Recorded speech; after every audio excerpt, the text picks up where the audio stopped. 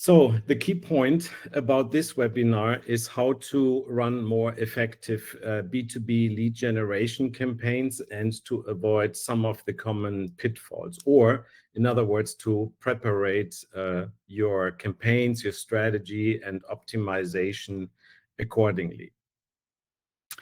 I have three topics to share today. First of one is to talk about some of the mistakes that we typically see in B2B campaigns and to give some ideas and best practices what to prepare for.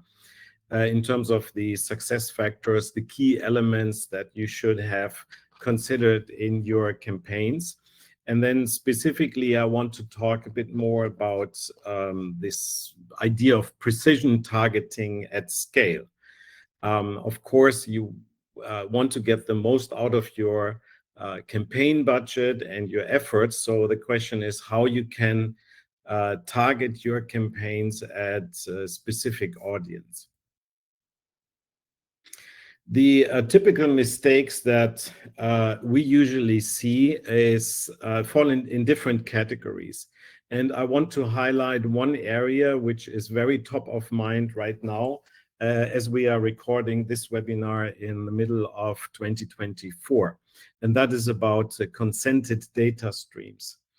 While the privacy controls have been ramped up in several countries and specifically in the European Union, it is important to understand that this is not an isolated regional topic. It's a worldwide topic. And more importantly, the advertising platforms such as Google Ads, Microsoft Ads have started to reinforce the requirement of only sending consented data to the advertising platform. So consented data means that the user, the visitor, has to opt in. Now, why is that important? Not only from a legal perspective and not only from making sure that you comply with the advertising platforms, but more importantly, you want to make sure that your data that you have built up in your audiences, for example, can be used downstream and that they are not, quote unquote, contaminated by non-consented data. Second big topic is what I see very often, that audiences are not set up at all, sometimes not even conversion actions, or which are now called key events in some other platforms like Google Ads. And that should be done way before the campaign actually starts, so that when you start the campaign in one platform, it automatically builds up audiences in all the platforms that you want to get insights about your visitors, your customers, or also retargeting the audiences and the visitors to your websites or apps and so on. Then sometimes using wrong KPIs. Usually I look at KPIs in different categories. So there are some high-level KPIs in groups like efficiency, traffic, or performance. And if you want to drive deeper into the KPIs, of course, you can find a whole lot more when you dig deep into the advertising platforms or even into the data sets, which are usually downloadable, or you can put it into your data warehouse and so on. One topic that I will also touch on another slide today is about the infrequent reviews and adjustments, or more frequent adjustments, I would say. Typically, what we find are two extremes: either that a campaign starts and nobody pays attention to it, or that the company says, oh, we launched it, we burned some money over a few days, and maybe going in with a too high investment into an initial campaign. And then they realize, oh, we're not seeing the results fast enough, so let's switch it off. That is, of course, not bringing any results at all. So I brought a couple of charts here from our own work talking about consent. This is typically what you should be seeing in your marketing tools and platforms. So here's an example from our own website. It's not sufficient to have one of these old cookie banners to say or inform the customers, hey, we're using cookies on the website. You have to give the opportunity for an active and explicit consent and provide much more detailed information. So if you would click here on these buttons, you will find a whole lot of more detailed information about the cookies, the technologies, the providers, purposes, and so on. That's a given today, but still not a lot of websites are using that. And by the way, this is also required even if you are not in the European Union. I should say I'm not giving a legal advice here. We are only advising on implementation best practices. But oftentimes I hear that from companies outside of the EU who say, well, we're B2B, we don't need that. That's not really the case. And or you hear that, well, our company is not based in the European Union. Why do we need to comply with that? That's also a bit far from reality today. So our interpretation of the active legislation is that this is required. And again, it's not a legal advice, but we are helping with the implementation. Now, what you see here on the bottom is from a typical website, the interaction over time. So here you see the daily opt-in rate. And so this is very typical. Sometimes there is a fairly smooth period, and then there is some variation or variability in the data. And here we have a website which is able to accomplish a 73% opt-in rate, which is kind of typical, I would say. If your opt-in rate is much lower, that means that you also are not sending data at all. If the implementation is done correctly, then you're not sending data at all to your analytics tools, to your platforms, and so on. So you are missing an opportunity to optimize the data, and you are risking that your campaigns are not optimizing, which means that you will probably produce a lot of waste with your marketing investments. Again, in order for the algorithms to work properly, we have to send data about the user activities, for example, the conversion actions that are happening on the website, and we have to do that in a compliant way. If the user does not consent and rejects the collection of data for whatever reason, for lack of trustworthiness and so on, then you're foregoing the opportunity to optimize your campaign. So that's why I really want to highlight this. I touched a little bit about the campaign ramp-up. Campaign ramp-up is quite a dynamic period. Here's an example from one of the recent campaigns that we launched. And you see that it can take easily up to 2 weeks or more until a campaign reaches a performance steady state or optimum, I would say. What I have seen in many cases is that there is a lack of patience. So after the campaign launches, people are looking at the numbers and say, okay, why do we not yet get any traction? First of all, it takes a long time for the machine learning algorithm to find the appropriate inventory. And when we say inventory, we mean, for example, search inventory or display inventory. So it learns how your advertisements can participate in the auction. And that can take a week, 2 weeks, 3 weeks sometimes. And it's not a good idea to stop and restart the campaigns during that time, because you will never get the optimal performance out of that.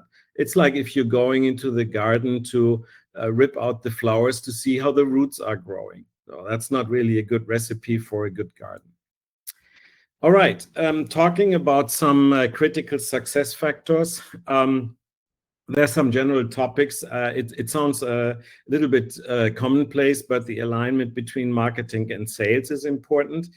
Find this very often in companies that sales and marketing are not even talking to each other effectively. for example, not comparing the output of the lead generation campaigns. And this is important because marketing needs the feedback from sales if the leads that are coming out of the campaign are worthwhile or of poor quality. And then that requires certain adjustments. And sales needs to know what kind of marketing campaigns are running so that they are prepared for the incoming stream. I would say this is not the end of the story. In many cases, we also work with companies to build up effective dialogues between sales, marketing, and their downstream dependent departments, for example, human resources in recruitment marketing, or service delivery and service organizations, or manufacturing, product, retail, etc. in other areas. Secondly, CRM automation is key. CRM and or marketing automation. There are several tools out there. What you want to make sure here is that you have an integrated platform so that you shouldn't have to copy paste your leads from a spreadsheet into your CRM or whatever tools you are using. I talked a little bit about audience definition. I will show a brief example in a moment. One of the key topics that we have developed over the most recent time period is more advanced targeting options. In most platforms, you can target fairly well by geography, by demographics, sometimes by interest, but there are only few or maybe only one platform that you can really use for targeting specific profiles. And I will show you in a moment what that means. And this is really important if you want to get the most out of your business-to-business lead generation campaigns. So in building up an effective lead generation funnel, we need to be optimizing for a longer time period. That means that, first of all, we need to think about a so-called full funnel, which means we have awareness campaigns, we have consideration campaigns, and we have campaigns which are geared towards transactions or conversions.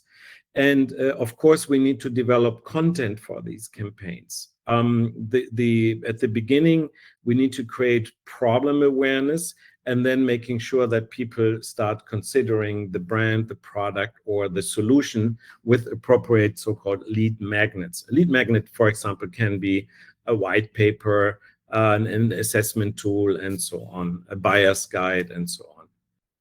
And in the bottom of the funnel strategy, we're looking more at personal engagement, direct calls to actions, for example. Nurturing sequence is important. We'll talk about that in a moment. And one of my favorite topics is to also implement feedback loops, which can help you accelerate the performance. And this is a common topic which I see lacking in pretty much all of the projects that we're taking on. And what that actually means, I can show in this high-level picture here. So here we have some kind of an engine that we typically put together for our clients. And it basically starts with generating traffic through organic or advertising. People come to the landing page, and then either they purchase the product or they go into a lead nurturing sequence. So meaning emails or interactions in whatever way, 1, 2, 3, 4, 5, and not only to bother the client with, hey, can I call you? When do you want to call me, etc., but to provide really valuable content. On any given day, I get like probably hundreds, not hundreds, but close to 100 emails, which immediately go into the wastebasket. No? And these are commonplace emails about, hey, I found your profile on LinkedIn, and it would be great to discuss opportunities, etc. This is like falling into the house on the doorstep, right? You really need to figure out what does my audience really need and appreciate in terms of content. And this can help you tailor the content. So that's why we absolutely recommend implementing a nurturing sequence, and whatever that looks like.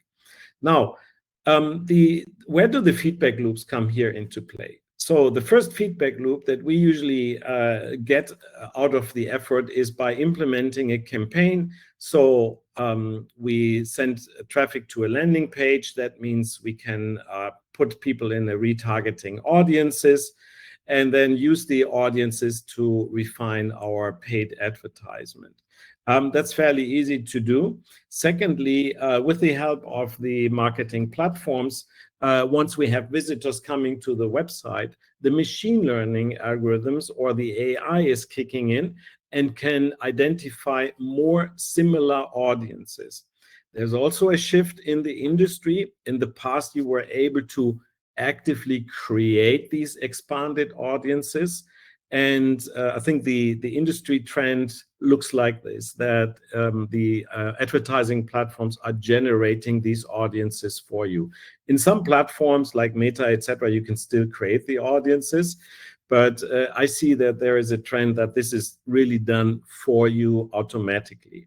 And no problem with that, because usually the algorithm can spot opportunities much better than the human eye. So that's the second feedback loop. And the third one, of course, is once we have transactional data, so somebody purchased a product or we closed a project, closed a deal with the client, we can also send that information back to build an audience that we can again use to inform our campaigns. Well, it's not that the advertising platforms work in a way that they will exactly target this person or so, but based on their preferences, they will make sure that the audiences will see the advertising, the ads, the creatives, etc., that you put into the campaign. And this is very powerful, because the more precise we can inform the algorithm what we are looking for, the better the campaign results become over time. Of course, campaigns also have a life cycle. I showed a ramp up of a campaign, but there's also a campaign fatigue that's fairly normal. And by the way, one of the key questions that I get is, okay, the campaign is running now for 2-3 weeks. Shouldn't we switch it off? And why? Why would you do that? If a campaign is producing results at a steady state, you let it go on as long as you are generating profitable website traffic, interactions, and you have a high return on your advertisement spend. Okay, so moving forward, I want to talk a little bit more about why we more recently increasingly love Microsoft advertising. Microsoft advertising is a platform where you can do very specific profile targeting. Why? Because Microsoft also owns the LinkedIn community and property, and they have done a good job in bringing that together. So we can access a massively large installed base and a fairly untapped opportunity in terms of B2B marketing. And you can do this with similar capabilities that you find in other platforms, meaning search campaigns, display ads, e-commerce ads, and so on. And also one feature that may or may not be useful depending on what you try to accomplish and what you have done before is to leverage existing Google advertisement. So we can import Google advertisement, but you have to be a little bit careful that you are configuring this correctly. But then it can be quite interesting because you can keep your ads in sync and then also compare the different performance on a by platform basis. Now, when I said a large installed base, the Windows installed base reportedly counts about 1.6 billion devices. So that means everybody who is running Windows PC, using a Windows PC, this may also include Mac users, for example. This is typically the desktop that you see right now. You have your taskbar and you have a search bar, and this is the Bing desktop. The Bing search engine. The Bing search engine, if you look very carefully, it seems to get some more traction driven by the advances in AI. So Microsoft's investing in Copilot, etc. So there's quite some probably some dynamic going on. That's a topic for a separate webinar a little bit later this season. But my point is the following. Everybody who is entering something here in the search bar will get something like this. So they will see a whole collection of information, including information from the web. So if you want to be front and center on 1.6 billion devices day to day, you have to optimize for that experience, and you can use advertising in order to target very specifically these users as well. That's a massive opportunity, and I think it's also massively overlooked. So I would encourage you to explore that more. We can tell you how to do that. Secondly, or another really interesting way to target people, as I said before, is profile targeting. Now, what does that mean? Let me give you an example how that looks like. Here in this platform, we can go a level deeper and say, for example, we want to target by industry. Here's an example of targeting, for example, real estate, or exclude real estate if you do not want to target that segment. Again, this is all about optimizing your campaign, optimizing your return on advertisement spend, optimizing the targeting. The more precise you can target, the less rubbish you produce at the end of the day. So you get most out of your budget. So this is the industry level. You can also go by company name, not only company type, but company name. Here's an example where I said, okay, in this campaign, we are interested in, for example, the Hilton Group, hospitality, Hilton hotels, etc. So you can see they have about 10,000 employees. They have very, very different properties, which I actually didn't know about, but you could say, which one of these do I want to target or exclude? And then even further down to a by job function targeting. So for example, I could target, here in this example, it's program and project managers. It could be a purchase manager. It could be customer service, it could be client relations, etc.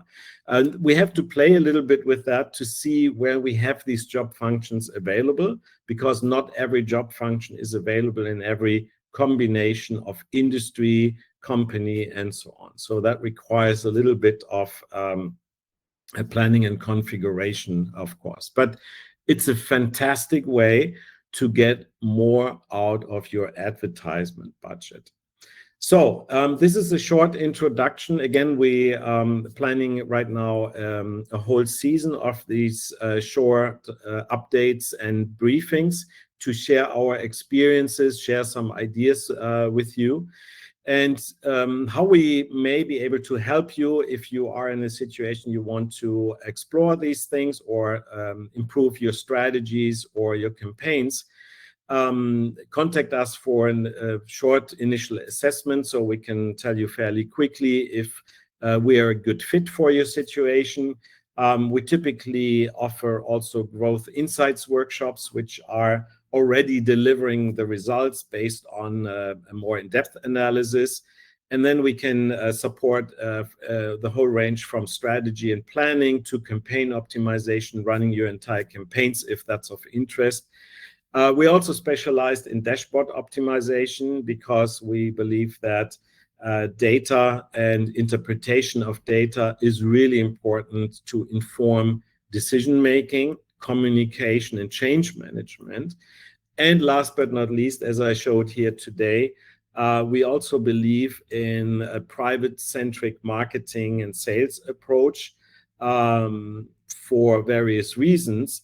And we are helping to implement best practices. We're not a legal counsel, so you will still have to work with your legal company, but we will help you to implement best practices.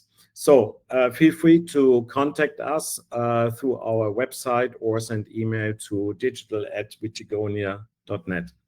So this concludes our briefing webinar, and I'm looking forward to having you in our upcoming webinars. If you have special questions or so, reach out to us, or if you see this on other channels like YouTube, please also leave a comment and a like. We really appreciate that, and that helps us to determine which content and which insights are most useful for you. So, as always, good luck.